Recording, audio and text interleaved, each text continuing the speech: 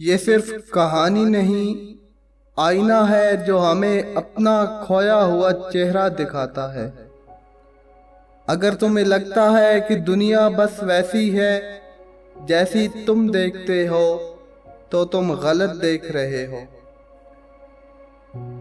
میں ہوں خالد جمیل اور آج ہم دکھائیں گے وہ سچ جو کتابوں میں نہیں، وقت کی دھول میں چھپا ہے۔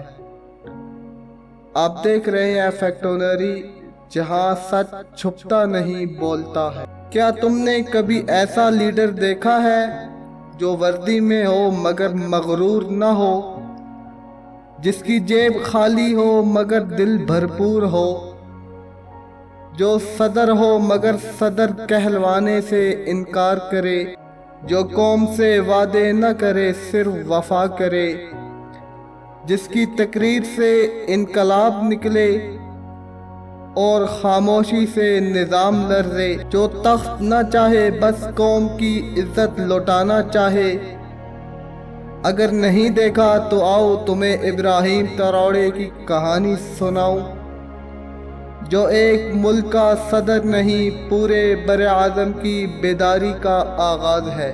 ابراہیم تراوڑے 1988 میں برکینا فاسو کے اس دھرتی پر پیدا ہوا جہاں سونا زمین میں دفن تھا مگر عوام ننگے پاؤں۔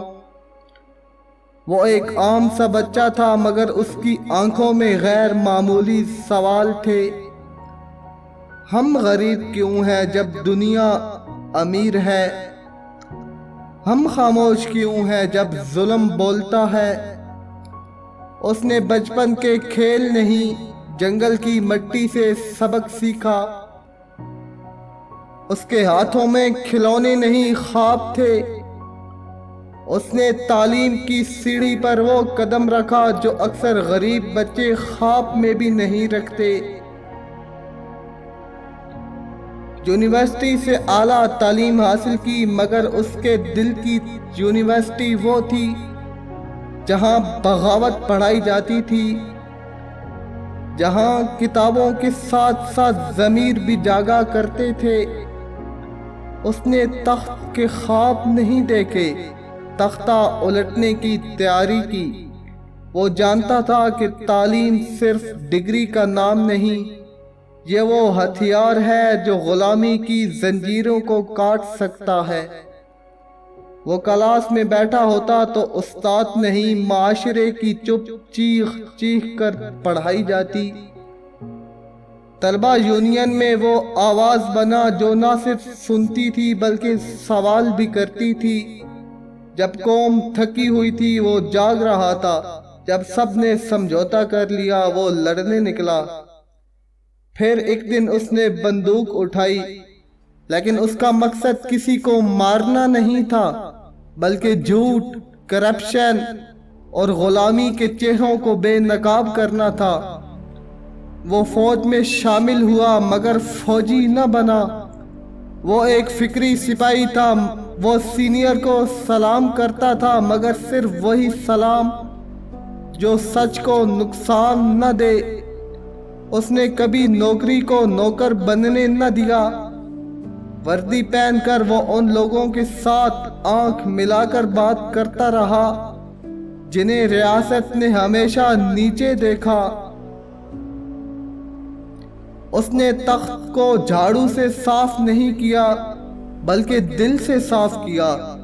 جب قوم سو رہی تھی وہ جاگ رہا تھا، وہ چپ تھا مگر اس کی خاموشی میں انقلاب چھپا تھا۔ 2022 میں جب ملک کا نظام بکھر رہا تھا، جب دہشت گردی جیت رہی تھی، جب کرپشن نعرے لگا رہا تھا، تب وہ آیا، نہ قافلے کے ساتھ نہ سپاہ کے ساتھ بلکہ سچ کے ساتھ۔ اس نے اقتدار پر قبضہ نہیں کیا بلکہ قوم کے دل پہ ہاتھ رکھا۔ اس نے کہا میری تنخواہ قوم کی ہے، میرا جسم فوج کا، اور میری روح ان غریب بچوں کی جن کے پاس کتاب نہیں مگر خواب ہے۔ وہ صدر بنا مگر صدر کہلوانا گوارا نہ کیا۔ وہ اپنے سپاہیوں کے ساتھ کیمپ میں رہا، عوام کے ساتھ زمین پر بیٹھا، بازار میں خود آ کر اشیاء کی قیمتیں چیک کی۔